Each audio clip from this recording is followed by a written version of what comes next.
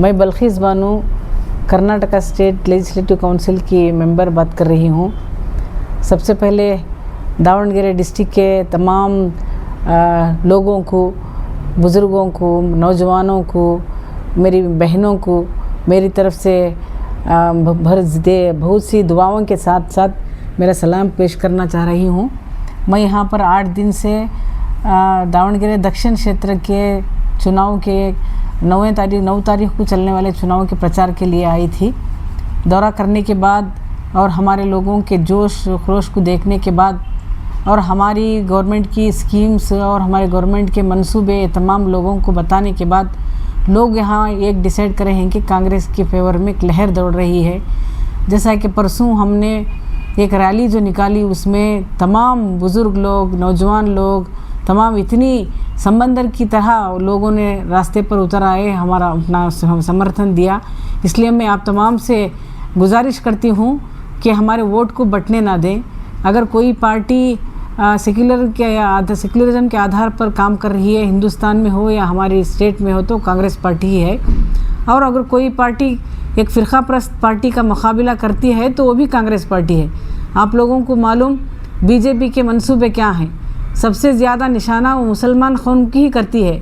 लोग बोलते हैं हम भड़काने के लिए इस तरह की बातें करते हैं, ऐसा नहीं है।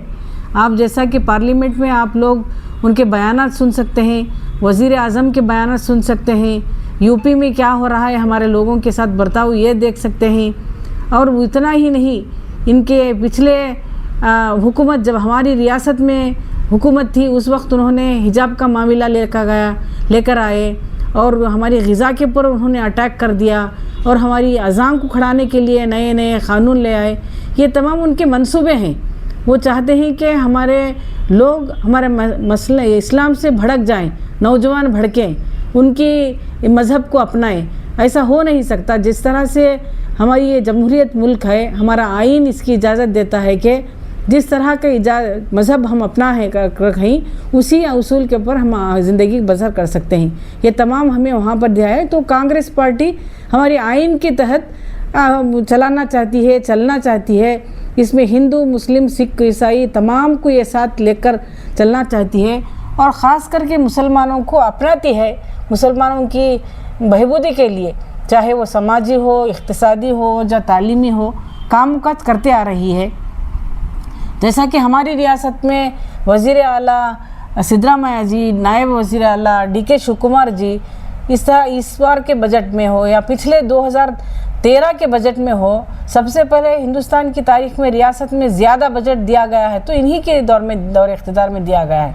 तो कांग्रेस की पार्टी का ये सबसे बड़ा अहम हिस्सा है। इसका मतलब यह नहीं कि हम वोट देने से ही हुकूमत बनती है।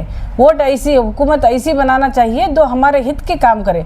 इसलिए मैं आप तमाम से आजिज़ाना गुजारिश करती हूँ, वोट को मत बटाइए, जिसमें मैं ना तो इंडिपेंडेंट को जीतने के आसार हैं, ना तो SDP को जीतने के आसार हैं। अगर इनको वोट देंगे तो BJP आ जाएगी, जिसका सिर्फ मंसूबा ये है कि मुसलमानों को टारगेट किया जाए, हमारा मज़हब जो हम अपना रहे हैं उसको टारगेट किया जाए।